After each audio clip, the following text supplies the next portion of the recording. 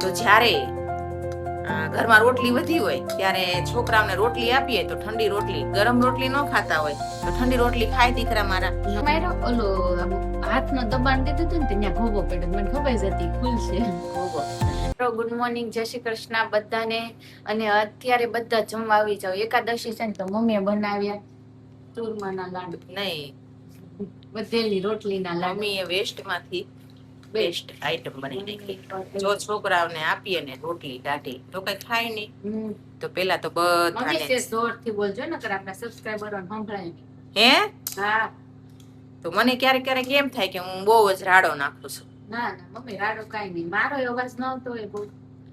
તો બધાને જય શ્રી કૃષ્ણ, સુપ્રભાત. તો જ્યારે ઘરમાં રોટલી વધી હોય ત્યારે છોકરાઓને રોટલી આપીએ તો ઠંડી રોટલી, ગરમ રોટલી ન ખાતા હોય તો ઠંડી રોટલી ખાય દીકરા મારા. તો પછી એમાંથી એને વેસ્ટમાંથી બેસ્ટ કરી દેવાનું. અને મમ્મીએ બનાવ્યા પેલા તો હું બતાવી દઉં. મમ્મીએ લાડવા બનાવ્યા, રોટલી નહીં, ચૂરમું બનાવી નાખ્યું, પાક લઈ લીધો અને લાડુ વાળી લીધા, થઈ ગયું. અને જો તળીને ખવડાવી, તળીને ખવડાવી. હાલો રોટલી તળેલી ખાય છે છોકરા, પણ એક ની એક વસ્તુ થાય ને. અને પછી તળેલું કરતા તેલ કરતા ઘી સારું થોડું, કે આમે આ છોકરા અત્યારના છોકરા આવું હેલ્ધી ખાતા નથી કાંઈ, એટલે ઈ બાને ખાય. મારા પ્રયાસ ને પાછો લાડો બહુ ભાવે. લાડો ન બનાવ્યો, આવું કાંઈ બનાવાય. લાપસી બનાવી હતી કે આવું કાંઈ બનાવાય, લાડો બનાવાય. હમણાં જોઈ આવે ત્યાં કેટલું ખાય. ના ના ખાશે, લાડવો જ ભાવે છે ને, ચૂરમાના લાડુ ભાવે છે. મને ખસખસ આપી દે એટલે હાસુકલું થઈ જાય. એવું છે? હા. શેતુ બેન ખસખસ આપો ખો. મમ્મી આજનો સુવિચાર યાદ છે કે થોડીક વાર પછી યાદ આવે? હા, થોડાક વાર પછી આપું. ઓકે, ખોલી દઉં. 1 2 3 4 5 6 7 8 ને 9 લાડવા છે, 9 વ્યક્તિ છે. આજ મશીન આવી ગયો છે રોડ, અને એવું લાગે. ના ના, એમ આમ ધક્કો માર્યો, ઓલો હાથનો દબાણ દીધું હતું ને ત્યાં ઘોબો પડ્યો, મને ખબર જ હતી ખુલશે ઘોબો ખુલ્લો. તો આવી જ રીતે માણસને પણ ગોબા ખુલતા હશે ને. ભગવાને બધી સંપત્તિ આપી દીધી છે, યાદ શક્તિ, ઈચ્છા શક્તિ, સ્મરણ શક્તિ, કર્તૃત્વ શક્તિ, બધું આપી દીધું છે. છતાંય માણસ પછી પોતાની ભૂલને લીધે ક્યાંક આડોવળો થાય તો ભગવાન આવી રીતે મારતા હશે ને. મારે એટલે દબાઈ જાય, દબાય એટલે પછી છે ને ઓલું કહે કે હરખું થવા મળે એટલે ગોબો ઉપડી જાય, ગોબો ઉપડી જાય. આપણને ઘણા ગોબા પડે છે. ભગવાન જે ગોબા પાડે ને હારા હાટું કઈક પાડતા હોય. એ તો બરોબર છે, પણ હમણાં વરસાદી માહોલમાં કેવું રહ્યું છે, કારણ કે આજે છે 5મો દિવસ. મારા પ્રિયાંશને તો ઓલરેડી સ્કૂલમાં રજા છે. આજે ફાઇનલી અયાંશને મનસ્વીને તો સ્કૂલ ચાલુ થઈ ગઈ છે, એને રજા નહોતી. વરસાદ તો ધીમે ધીમે ચાલુ જ છે. ફળિયું હુકાવા જ નથી દેતો અમારું ઘરનું. ફળિયું ને ફૂકાવા દેતો, રોડ કહેવાય. એ ગમે પણ આપણા માટે ફળિયું ને. ફળિયા તો આપણે ગામડે હતા સ્વતંત્ર, એમાં પછી આપણે જ આવી બીજા કોઈ. આ તો રોડ છે સાર્વજનિક, બધા ગાલે.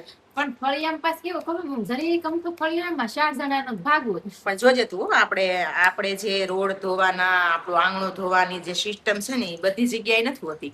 તું બીજા પ્રાંતમાં જા ને તો ત્યાં એવી રીતનું ન હોય. એ પોતપોતાના ઘરમાં કામ કરે ઈ જ તે, તને આટલી ચોખ્ખાઈ ન જોવા મળે. એટલે તો આપણા ગુજરાતની અંદર સુરત સિટીનો 1લો નંબર આવે છે. કેટલો બીજો નંબર? બીજો. હા, કઈક ક્રમ છે આપણે સુરત સિટી. મને નથી ખબર, આપણે સબસ્ક્રાઇબરો કહેશે કે સુરત સિટીનો કેટલામો ક્રમાંક. સફાઈ ને સ્વચ્છતામાં સુરત સિટીનો મને ખ્યાલ છે ત્યાં સુધી લગભગ બીજો કે એમ રેન્ક છે. 1લો કોનો છે એ જોવો જોશે. અને મમ્મી આજે તમારે કોમેન્ટ વાંચવાની છે, કારણ કે કમેન્ટો બહુ આવી છે. બહુ આવી. બહાર જે રહેતા હોય ને એને એનો વરસાદનો માહોલ. હા બોલો. ગાંધીનગરનો 1લો નંબર. ગાંધીનગરનો 1લો, સુરતનો બીજો. સુરતમાં નથી ખબર કેટલાનો છે, ગાંધીનગરનો 1લો છે. અરે યાર, આપણે આપણી સિટીમાં રહીએ છીએ ને આપણી સિટીનો ખબર ન હોય આપણને તો ખોટું કહેવાય. હવે તો ધ્યાન કરવું જ જોશે મારે. મસ્ત સિટી છે, મસ્ત છે, એકદમ શાંત અને એકદમ ક્લીન અને એકદમ આમ હરિયાળીમાં. એટલે તમે ગયા હતા ત્યારે ને આપણી રાજધાની હતી ને પેલા. ગાંધીનગર આપણી રાજધાની હતી. આપણી રાજધાની ચોખ્ખી છે, અમદાવાદમાં આવેલું. પાછું અમદાવાદ નહીં ને? નહીં, અમદાવાદ નહીં, ગાંધીનગર તો અલગ પડે. અમદાવાદ છે કે ત્યાં બધા ઓલા આવતા હોય કે નહીં, પોલિટિશિયન બધા આવતા હોય એટલે ત્યાં આમ તો ક્લીન જ રાખવું પડે. એકદમ એટલે એટલે બધું રાખવું most જ of પડે it છે ને બધું ગાંધીનગર જ છે એટલે બધું ક્લીન જ રાખવું પડે. એટલે ઓલું શું છે કે જનતા જનાર્દન છે, હમ. જીતે ધારે ઈ કરે. તો ચોખ્ખાઈ રાખવી, તો પેલું આપણું ઘર ચોખ્ખું, પછી આપણું આંગણું ચોખ્ખું, પછી આપણી શેરી ચોખ્ખી, પછી આપણું સોસાયટી ચોખ્ખી, અને એમાંથી આપણું સિટી ચોખ્ખું. ઓકે, અને ચાલો હવે આજે થોડુંક હજી અત્યારે પવન છે, થોડુંક મમ્મી એમ કે છે ઉઘાડ થોડોક છે ને ત્યાં તું કપડા નાખ્યા એટલે સુકાઈ જાય એમ. શું કેવું? હા, એટલે હું આ ફટાફટ પેલા આ કપડાં નાખ્યા. સમયમાં અને આ વાતાવરણમાં મોટામાં મોટી ચિંતાનો વિષય હોય લેડીઝ માટે તો એ છે કપડા. હા, તો આપણે કપડાને પેલા પગે હા, કરીએ. તો હું 8 વાગ્યાનો મેં વિચાર કર્યો તો હું કપડા નાખી આવું. 9 વાગે. એટલે 9 વાગી ગયા છે, એટલે બપોર થઈ ગયા કહેવાય. હાલ 9 વાગે કપડા નાખીએ.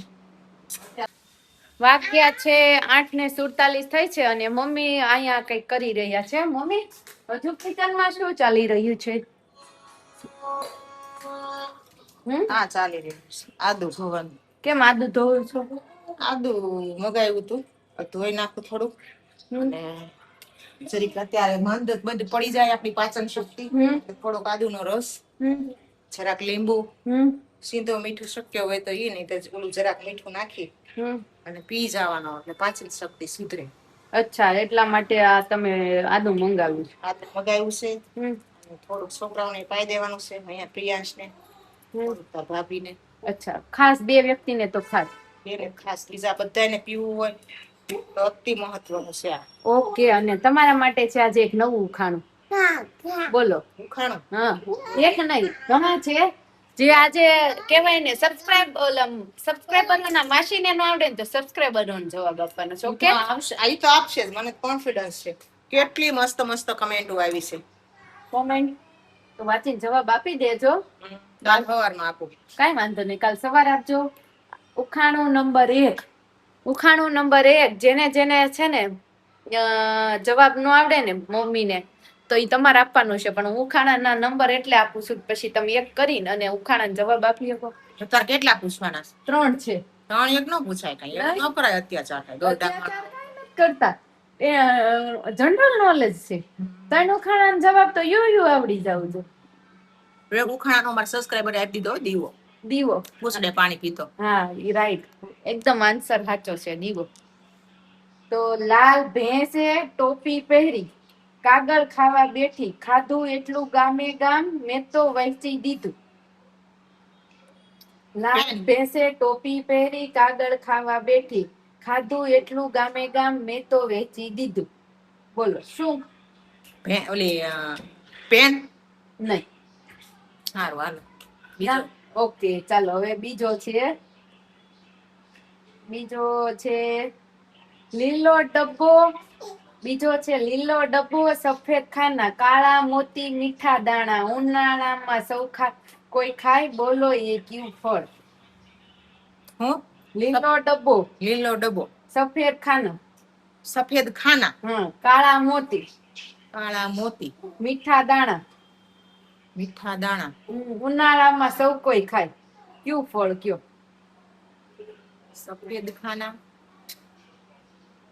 દાડમ તો નો આવે. લીલો ડબ્બો, મીઠા દાણા, ઉનાળામાં સૌ કોઈ ખાય. રાજા છે ને, રાજા. કેરી?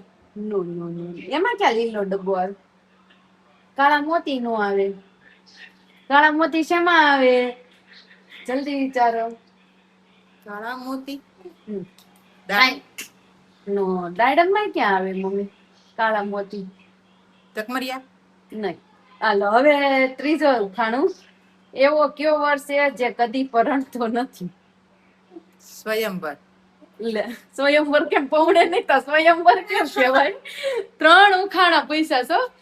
3 ઉખાણા આજ માટે તો 3 જ પૂછ્યા છે, પણ 3 માંથી એક ના જવાબ તમારા માસીને નથી આવડ્યો એટલે તમારે આપવાનો છે. ઉખાણા નંબર 1, 2 અને 3.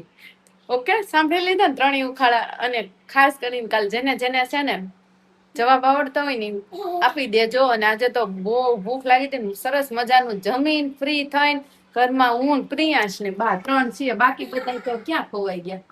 બાકી હગે વેગે થઈ ગયા બધા. બધા હગે હોય ગયા ના પ્રિયાંશ થોડી આવે કેમ એમ છે એને હમણાં ટાર્ઝન બહુ જોવે છે ને તે કેવાય ને શરીરની અંદર એના ઓતાર આવી ગયો છે. અને પાછો આખો દી ટાર્ઝન જોવું, આખો દિવસમાં 2-3 વખત તો જોઈ જ લે. હવે તો પણ અત્યારે dialogue ય મોઢે થઈ ગયા છે.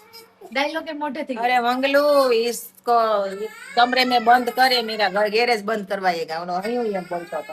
બોલતો. પોતે સવારમાં બોલતો હતો અરે ઓ મંગલુ.